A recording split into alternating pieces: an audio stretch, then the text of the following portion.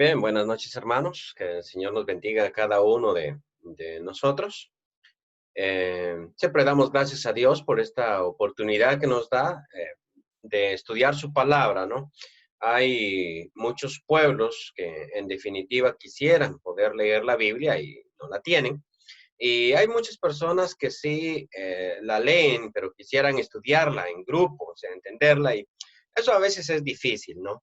Y a Dios gracias, nosotros tenemos esta oportunidad, ¿no? De estar aquí reunidos y poder leer su palabra, sobre todo en estos tiempos en que se hace más necesaria, puesto que a veces la desconfianza o todo lo demás llega a nuestra mente, o sea, cómo confiar en Dios en medio de esta situación. Entonces tuve bien copiar un salmo para ustedes y notar un salmo, ¿no? Vamos a ver el Salmo 121. Ya les presento la gráfica o la presentación. No, este es un salmo bien interesante, realmente. Vamos a leerlo y después voy a ir explicando cada una de sus partes para que veamos lo bonito que es. Jehová es tu guardador, lleva como título. Y abajo en su Biblia, si ustedes tienen una Reina Valera, o creo que cualquier versión, va a decir cántico gradual, Salmo 121. Paso a explicar un poquito al rato eso. Alzaré mis ojos a los montes. ¿De dónde vendrá mi socorro? Mi socorro viene de Jehová, que hizo los cielos y la tierra. No dará tu pie al resbaladero, ni se dormirá el que te guarda. He aquí no se adormecerá, ni dormirá el que guarda a Israel. Jehová es tu guardador. Jehová es tu sombra a tu mano derecha. El sol no te fatigará de día, ni la luna de noche. Jehová te guardará de todo mal. Él guardará tu alma. Jehová guardará tu salida y tu entrada desde ahora y para siempre. Bien, con este sistema, ¿no?, de Zoom, cuando uno comparte pantalla, las personas pueden ingresar a la parte de arriba donde dice edición y hacer esas líneas que acaba de hacer algún niño en la presentación, ¿sí? Lo que pasa es que los papás a veces le damos el celular a los niños y no los controlamos. Y usted sabe que los niños son muy traviesos. No es que me moleste tanto, pero sí me gustaría que controláramos, ¿no? Porque estamos en un culto, no estamos en un juego, ¿sí? Mira, este es uno de los salmos más, y solamente la persona que hizo las líneas puede borrarlas, lamentablemente, ¿sí? Ok, este es un salmo de los más bonitos que hay en la Biblia. Para esto quiero explicar unas cosas de las que estaba hablando el domingo. Los salmos no fueron escritos todos juntos. No fue que se pusieron y hagamos el libro de los salmos. ¿Qué te parece si hacemos 150? Y hagamos el primero, el segundo, el tercero, el cuarto. Eso no fue así. De hecho, a veces se considera que el Salmo 1, por los que conocen de estas cosas, dicen que el Salmo 1 fue el último que se hizo. O sea, como una introducción. Usted sabe que en un buen trabajo, lo último que uno hace es la introducción. Entonces se hace como una introducción a todos los salmos. Por interesante que parezca, los salmos andaban de manera individual. O sea, a veces se escribía un salmo por acá, otro salmo por allá. Y estos salmos, de manera individual, circulaban en Israel. Luego, en una época posterior, probablemente una parte en la época de Ezequías y otra parte en la época de Esdras, los diferentes salmos que habían sido escritos durante toda la historia de Israel se compilaron. Obviamente Israel escribió muchos más salmos, muchos más, pero ellos compilaron los que tenían significado para la vida del pueblo, o sea, para la vida del pueblo, y compilaron 150 salmos. Esos salmos los pusieron en 5 libros, en 5 tomos. En aquel tiempo eran rollos, ¿va? En 5 rollos, tomos le decimos también. ¿Por qué? Bueno, porque la ley estaba en 5 rollos, o sea, son 5 libros de la ley: Génesis, Éxodo, Levítico, Número y Deuteronomio. Y entonces los escribas querían que los salmos quedaran también en 5 libros. Por eso es que si usted hable el libro de los salmos, va a decir libro 1, salmo 1. Y después, más adelante, va a aparecer por ahí a la mitad el libro 2, el libro 3. Este precisamente ya pertenece al libro 4, el libro del Salmo 121, el libro 4, el libro 5. Salmo 121. O sea, fueron compilados en 5 libros. Muy bien. Dentro de esas colecciones de libros, precisamente del 120 al 133, todos esos salmos llevan como título Cántico Gradual. Esto que nosotros vemos aquí arriba es parte de la Biblia. Miren, a explicarlo un poquito más. Ellos lo pusieron en el número 121, qué sé yo. Bueno, ahí quedó. No fue porque el autor que lo escribió dijo, voy a escribir el Salmo 121, sino que fue el número que le tocó. Igual que a nuestros himnos que tenemos en el himnario, pues le tocó X número. Así también le tocó el número. Este título que dice Jehová es tu guardador, ese no es parte del texto inspirado. Ese título se lo pusieron los traductores modernos de las sociedades bíblicas. Ellos le ponen estos títulos a la Biblia, pues leen el Salmo y ellos dicen, el Salmo tiene que ver con que Jehová guarda. Jehová es tu guardador. Bueno, pongámosle ese título, ¿sí? Pero si uno ya compra una Biblia de las Américas, ese título no va a existir. O si uno compra una nueva versión internacional, ese título ya no va a existir porque este se lo ponen los de la Reina Valera, los de la nueva versión internacional, Biblia de las Américas, Biblia de Jerusalén, cualquier otra Biblia. Le van a poner los títulos que los traductores crean. Esta cosita que viene abajo que dice Cántico Gradual, sí está dentro del texto hebreo, pero se lo pusieron precisamente los que coleccionaron el Salmo. ¿Y qué quiere decir eso de Cántico Gradual? Porque toda esta introducción la estoy dando para ese titulito. Cántico gradual quiere decir, en hebreo, el cántico de las subidas o el cántico de las gradas, dicho de otra manera, cuando vamos subiendo. ¿Por qué se da esto? Miren, Israel es grande, vamos a decir tan largo como casi como Honduras, pero es angosto, o sea, no es del tamaño de Honduras, más pequeño. Pero suponga usted que ir para Jerusalén sería, si nosotros vivimos en el norte, para nosotros ir a Jerusalén sería como ir a San Pedro Sula. Ahora, San Pedro Sula está lejos de aquí, ni tanto, porque usted ya piensa y tiene carro. Si usted tiene carro, San Pedro Sula está a 4 horas, ¿no? Ahora, si usted va en bus, San Pedro Sula ya está a 7 horas.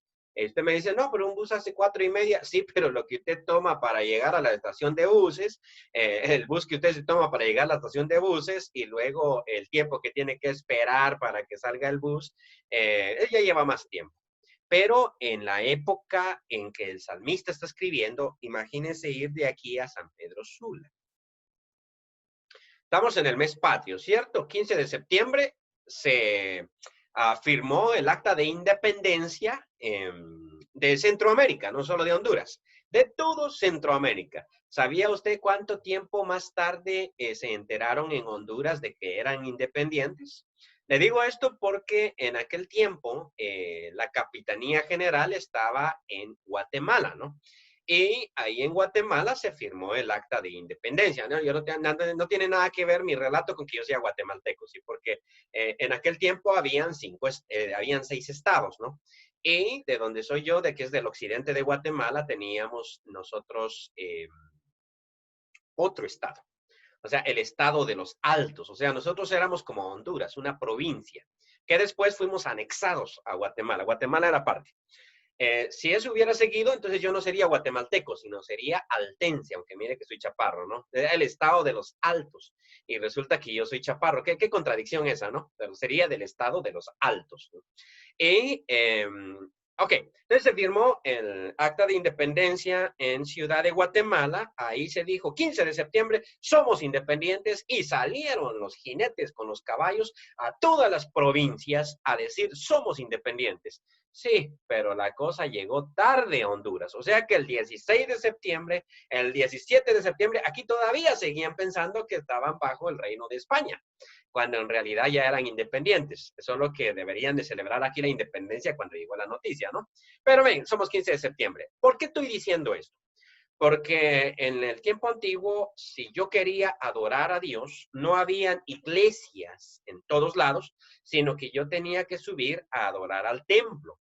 Solo había un templo en todo Israel. No se podía adorar a Dios en otro lugar, sino en el templo que estaba en Jerusalén.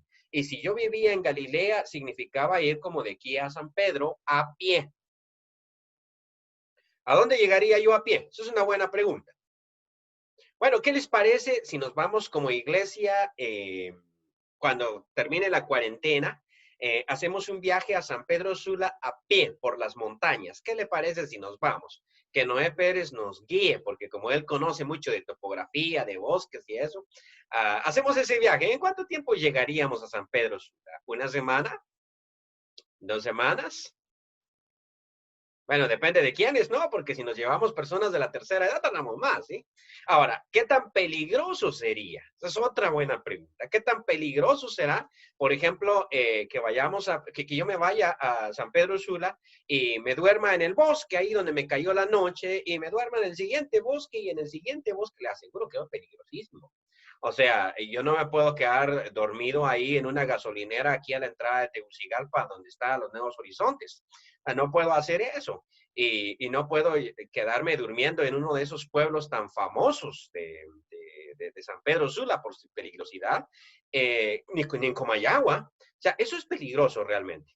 Entonces, el peregrino tenía que caminar 8 días. Eso si vivía en el norte de Israel. Recordemos que más antes de que se escribiera este salmo, había existido una cosa que se llama exilio. Otros le dicen la diáspora. Y eso significa que por sus pecados los israelitas fueron esparcidos por todo el mundo conocido. Y entonces a veces tenían que venir desde Babilonia. ¿Cuánto se tarda uno desde Babilonia, hermano? ¿Cuánto se tarda uno desde esos rincones? A veces el viaje tardaba 3 meses. O sea, era largo realmente. Si venía uno desde Roma, en Pentecostés decía que había ahí romanos, tanto prosélitos, residentes romanos, o sea, que la gente había venido desde Roma hasta Jerusalén en Pentecostés. Habían tardado sus 3 meses. Así es de que cuando viajaban los peregrinos, mejor se quedaban de una vez. O sea, ya sabe que voy a viajar para la Pascua, pero de una vez me quedo para Pentecostés. Me quedo todas las fiestas de una vez y luego me regreso a la casa porque de ahí a que yo vuelva a ir a ese lugar, es como a mí me encantaría algún día en la vida ir a Israel como turista, ¿no? Hay excursiones que salen y un hermano de Estados Unidos hace excursiones. Eh, no es muy buena idea ir uno solito ahí porque se pierde de mucho, ¿no? Uno no conoce. Mejor ir en una excursión. Pero el hermano dice que me cobra $7,000 por el viaje. $7,000, pero luego me dice, sin los pasajes, o sea, $7,000, hoteles, viaje y todo lo demás, pero usted tiene que aparecer allá en el aeropuerto en Israel, en Tel Aviv. Y a partir de ahí, o no me recuerdo cuál medida, a partir de ahí ya es asunto mío. Entonces, durante un par de semanas vamos a andar por todo Israel y va a salir a ese precio, $7,000. Si alguno de ustedes quiere contribuir voluntariamente a esta causa, estamos abiertos a las ofrendas. $7,000, hermanos. Si yo invierto $7,000 para ir allá, no, yo quisiera ir, pero un año de una vez. O sea, me quedo, estudio, analizo, veo todas las piedras, busco que no me estalle una bomba porque es peligroso andar también. Y después de eso, pues me regreso, pero no voy a ir y estar una tarde. O sea, voy a gastar $7,000 para irme a comer pizza ahí al Parque Central de Tel Aviv. Olvídelo, no voy a hacer semejante cosa. Entonces, por eso los peregrinos se tardaban mucho, pero era muy peligroso, hermano. Y entonces, teniendo este contexto de que el peregrino salía desde su casa y decía, ¿cómo voy yo a pasar por todas estas montañas? Imagínate las montañas, los valles, los peñascos, los caminos. ¿Qué va a pasar conmigo? Me pueden asaltar en el camino, una fiera puede salir y me va a morder, me va a comer un león, me va a comer un oso, esas cosas podían pasar. Y por eso es que este peregrino decía, imagínese usted este peregrino caminando por esos peñascos, esos montes. Alzaré mis ojos a los montes. Si sale un león, si sale un oso, sale un ladrón, ¿de dónde vendrá mi socorro? O sea, por eso es que él dice eso. Si yo ando por esos peñascos, por esos lugares tan escarpados donde un ladrón puede salir en cualquier lado, ¿de dónde vendrá mi socorro? Y él mismo se lo contesta. Mi socorro viene de Jehová, que hizo los cielos y la tierra. Mira qué interesante es cómo presenta, si Dios hizo los cielos y la tierra, si Dios hizo este mundo, que nosotros ni siquiera logramos entender, si Dios es el creador de todo esto, ¿cómo no va a ser capaz de cuidarnos? Dios me va a cuidar. Alzaré mis ojos a los montes. ¿De dónde vendrá mi socorro? Mi socorro viene de Jehová que hizo los cielos y la tierra. Y luego, la idea del Salmo es que aquí hay, vamos a decir, esto se le llama cántico antifonal. ¿Qué quiere decir eso? Que hay un coro, o sea, yo hago la pregunta, alzaré mis ojos a los montes, ¿de dónde vendrá mi socorro? Y yo mismo me lo contesto. Mi socorro viene de Jehová que hizo los cielos y la tierra, como solista. Pero luego hay un coro que me responde a mí.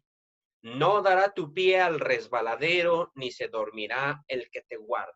O sea, esto ya no lo digo yo a mí mismo, sino el coro que está entonando de los peregrinos que vienen conmigo, porque estos cánticos se llaman graduales porque cuando venían los peregrinos, los venían cantando. O sea, como cuando vamos nosotros a una excursión de iglesia y nos vamos cantando himnos en el bus. Esta es la idea. Entonces yo decía, alzaré mis ojos a los montes y ahí vamos todos en los montes. ¿De dónde vendrá mi socorro? Y yo mismo le grito al público, mi socorro viene de Jehová que hizo los cielos y la tierra.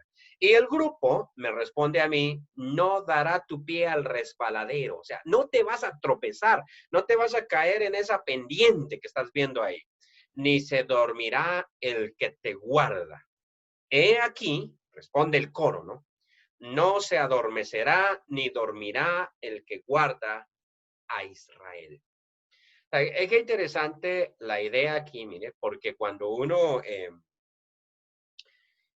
contrata a un guardia, resulta que los guardias se duermen. Mi hermano tenía un problema. ¿Sí? En ese tiempo rentaba una casa y de campo, ¿no? Y el problema es que había unos borrachines en la aldea que le robaban cualquier cosa que dejaba mal puesta en la casa. La casa estaba rodeada. Tenía un portón que ya no mucho servía y entonces en cualquier descuido se metían a la casa y se robaban las cosas. Entonces resulta que mi hermano compró una perra, era Rottweiler. Usted sabe lo que eso significa. Le puso una cadena y la amarró en la entrada. Ahora sí, que entran esos borrachines a ver si se atreven. ¿Y sabe qué hicieron los bandidos? Le robaron la cadena a la perra. O sea, él la dejó amarrada y la cadena que tenía la perra se la robaron los ladrones. O sea, esto es lo más interesante, ¿no? Al que tiene usted de guardia le roban.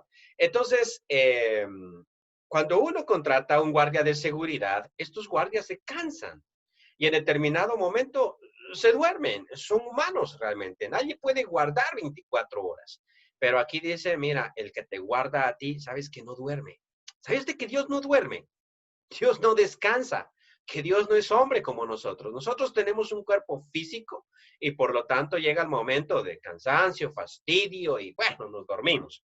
Pero Dios no se duerme, no se cansa. Es como que yo cuide a Joseph y en un ratito, la vez pasada, por ejemplo, cuando estaba chiquitito, lo llevé no está chiquito todavía, pero lo llevé a la congregación.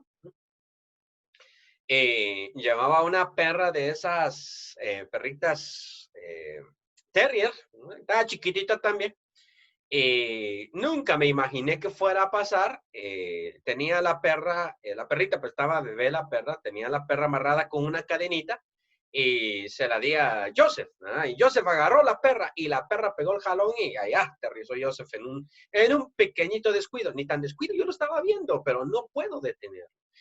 Nosotros por ejemplo, si nos ponen a cuidar a un niño, eso es bien complicado, porque el niño en un instante hace una travesura y en un instante se golpea. O sea, eso es tan rápido, tan repentino. A todos los que hemos sido maestros de niños nos han pasado accidentes. Esas cosas pasan, ¿no? Por más que uno se esfuerce.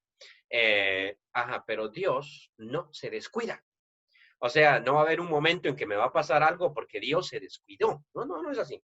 Dios no se descuida. Si algo pasa es porque estaba bajo el control de Dios.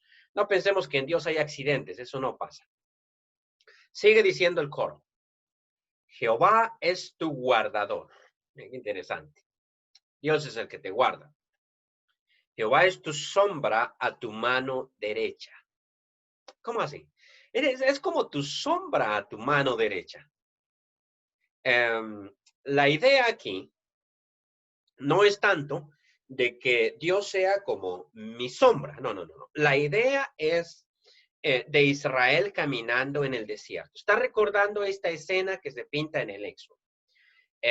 No sé cuántos de ustedes han caminado alguna vez por un desierto, pero el camino del desierto es duro, es difícil, es un calor increíble y el sol pega, pero con fuerza realmente.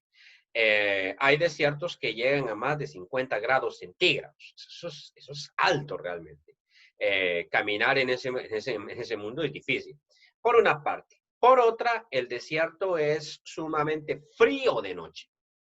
O sea, son los extremos. Por eso dice que si nosotros acabamos con nuestro ambiente, por eso el calentamiento global, nosotros vamos a experimentar calor extremo y al mismo tiempo frío extremo. Y el desierto es así.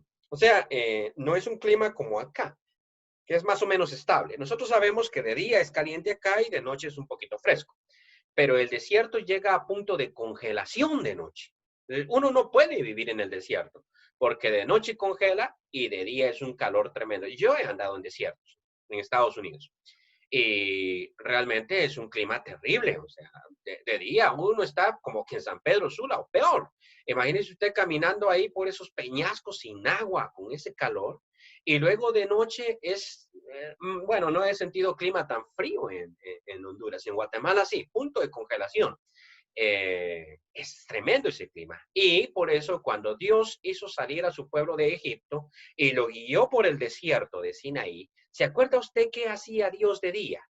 Era una nube que los cubría, o sea, el sol no les pegaba. Y de noche se convertía en columna de fuego. El frío no los afectaba. O sea, Israel iba en un clima interesante porque de día era una tremenda nube y gracias a Dios por esa nube. Mire como que se nubla. No sé si usted se ha fijado aquí en Tegucigalpa, cuando se nubla y parece que va a lloviznar, dan ganas de agarrarnos su mascarilla, ponerse los tenis y salir a caminar un rato por ahí porque es bien rico caminar cuando solamente es una pequeña brisa, ¿sí? No cuando es lluvia torrencial, no, pero cuando es una pequeña o está nublado, bien rico. Y así caminaba Israel. Entonces el Salmo hace alusión a eso. Jehová es tu sombra a tu mano derecha, o sea, te está cubriendo como desde tu mano derecha. El sol, entonces, no te fatigará de día. O sea, podrás caminar, no, Jehová va a ser tu sombra que te va a guiar en este camino de peregrinaje y ni la luna de noche. O sea, no va a haber ningún problema, vas a estar bien. Jehová te guardará de todo mal, sea oso, sea león, sea enemigo, sea adversario, te guardará de todo mal. Él guardará tu alma. El término alma en hebreo nefesh hacía alusión a la vida. Él guardará tu vida. ¿Qué era lo que al judío le importaba? Mi vida. Él va a guardar tu vida. Jehová guardará, ahora sí, miren la idea del peregrinaje. Jehová guardará tu salida de tu casa, desde que salgas de tu casa, a ir allá a la presencia de Dios, y tu entrada, desde ahora y para siempre.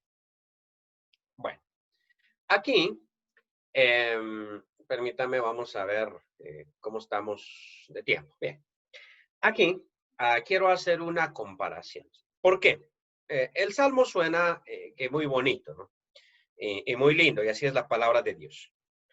Pero uno dice a veces, sí, pero en mi vida la cosa es un poquito diferente. ¿Cómo así? Mire, pues el salmista tenía ese clima tan rico, tan bonito, ¿no? Dios era una nube que lo cubría del sol, lo protegía de la noche, pero nosotros estamos viviendo situaciones difíciles, ¿ok? Eso es cierto, eso es totalmente cierto. A veces nosotros enfermamos y sentimos como que Dios no está con nosotros. Eh, por ejemplo, Jesús. Analicemos a Jesús. Y quiero jalarlo como la idea central acá. Jesús se bautizó y lo primero que sucede después de su bautismo, de acuerdo a los 3 evangelios que relatan su bautismo, lo primero que sucedió después de su bautismo es que el Espíritu lo impulsa al desierto para ser probado por el diablo. Muy bien. Nosotros a veces tenemos la idea de que si nosotros entregamos nuestra vida a Dios, tal vez así nos evangelizaron, nuestros problemas iban a terminar. O sea, a veces nos venden un evangelio diferente al bíblico. Y nos dicen, mire, bautícese y usted va a ver que inmediatamente todos sus problemas se van a terminar y olvídelo. En el caso de Jesús fue lo contrario.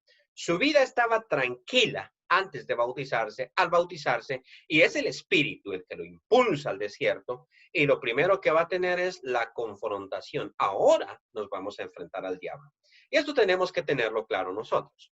Y lo voy a poner en otro término. En medio de la vida cristiana, a veces nosotros vivimos de manera pasiva. O sea, no me acerco a Dios, o sea, vivo así como que ya me acostumbré a ser cristiano.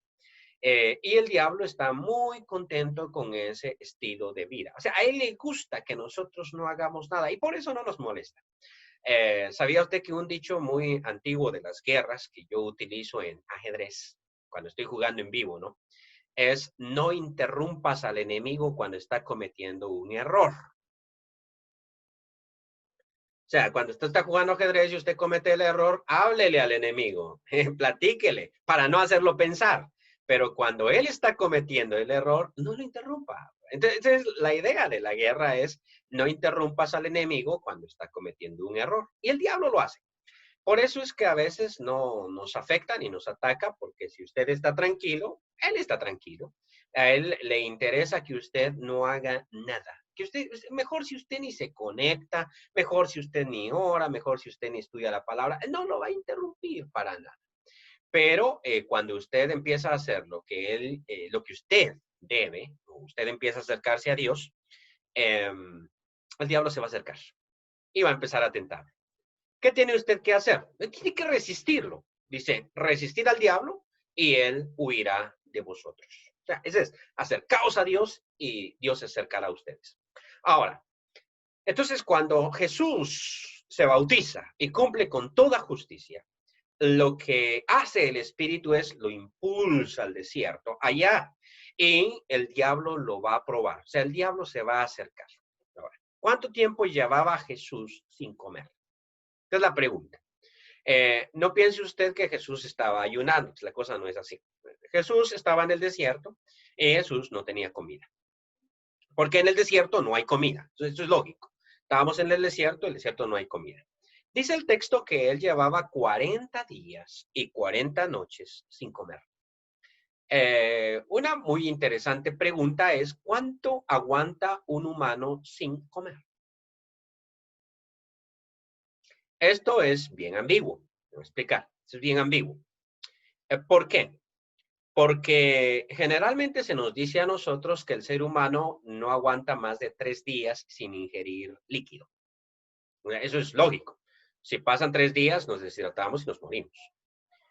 Sin embargo, en ciertos accidentes, como los que han sucedido en el Líbano, y no me extrañaría, solo que ahí están en terrible situación, pero a veces, por ejemplo, han habido derrumbes y la persona queda atrapada, ¿verdad? Estaba viendo un documental de un mall que se cayó en Corea del Sur, se derrumbó el mall y quedó bajo, o sea, una muchacha que estaba ahí quedó bajo los escombros, pero quedó justo en un lugar para conservar la vida. Y 2 semanas después, cuando estaban removiendo los escombros, quitando, la encontraron y la encontraron con vida. Entonces surge la pregunta, ¿cómo pudo estar con vida 15 días después de no ingerir ni siquiera líquidos? O sea, ¿cómo pudo conservar la vida? Y esto es un misterio científico, ¿no? Pero algunos opinan que la mente es capaz de engañar al cuerpo. Lo que pasa es que ella quedó inconsciente y en la mente de ella llevaba 2 días de estar en los escombros, dichosa, ¿no? O sea, ella no percibía cuándo pasaba un día, cuándo pasaba el otro. Aquí quedó dormida. Y entonces, cuando ella despertó, su mente pensaba que eran 2 días y algunos opinan que la mente le dijo al cuerpo, no te deshidrates. O sea, que tiene esos poderes, ¿no? ¿Cuánto tiempo aguanta uno? Depende. Si usted es diabético, no aguanta ni una comida. Y tampoco le recomiendo que lo haga así. Por favor, consuma alimentos. Si usted está debilitado físicamente, no va a aguantar. Pero si usted está en la fuerza, ¿no? Usted va a aguantar. Jesús está en sus 30 años. Jesús no toma Coca-Cola ni come McDonald's. O sea, tiene un cuerpo fuerte. Y va a aguantar. Pero está llegando al límite. O sea, hay si no come, se va a morir.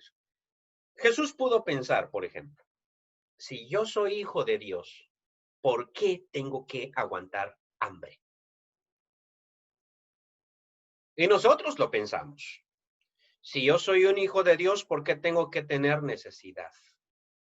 Si yo soy un hijo de Dios, ¿por qué me despidieron del empleo? Si yo soy un hijo de Dios, ¿por qué tengo problemas con mi cónyuge? Si yo soy un hijo de Dios, ¿por qué tengo problemas con mis hijos? Si yo soy un hijo de Dios, ¿por qué el pastor de la iglesia me mira? Si yo soy, o sea, y esto no crea usted que es que a nosotros se nos ocurre. No, no, no. Es la vocecita del diablo diciéndole a uno, haz esto. Y el diablo se le aparece a Jesús, pero uno de los trucos que utiliza el diablo, aquí voy a explicar esto, es no manifestarse como él es. O sea, ¿cómo es el diablo? En la Edad Media lo pintaron con cuernos, y eso que el diablo no tiene esposa, ¿no? Pero lo pintaron con cuernos, con pezuñas, y lo pintaron con cola. Y esto es porque cuando los cristianos evangelizaron en Europa medieval, había un dios de la fertilidad que tenía esas características y era fácil para ellos decir, ese que ustedes adoran es el diablo. Entonces empezaron a pintar al diablo así. Lo único es que era una vaca pinta, no era roja, pero pintaron de rojo por el dragón rojo de Apocalipsis, ¿sabes? La tiñeron de rojo. Pero el diablo no es así. En ninguna parte de la Biblia se dice que el diablo tiene cuernos, pezuña o cola. Es más, el apóstol Pablo dice que el diablo se disfraza como ¿qué?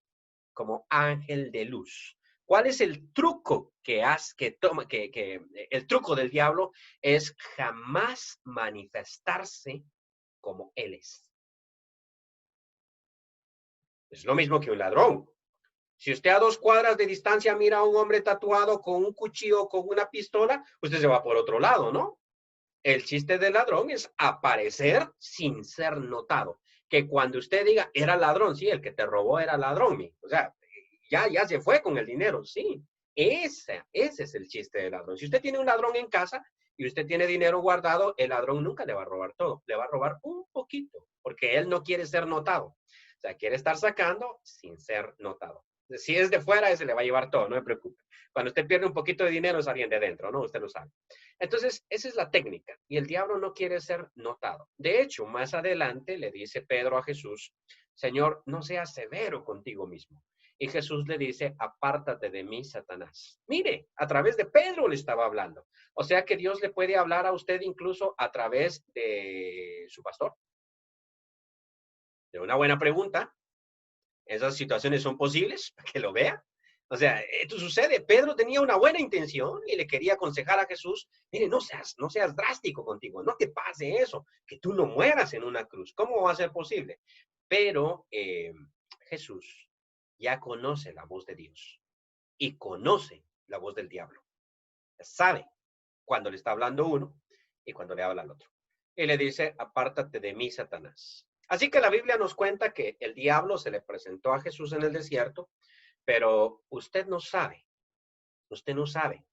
si se le presentó así como se presenta ahí crudo, o Se representó de otra manera, de una manera imperceptible, ¿no?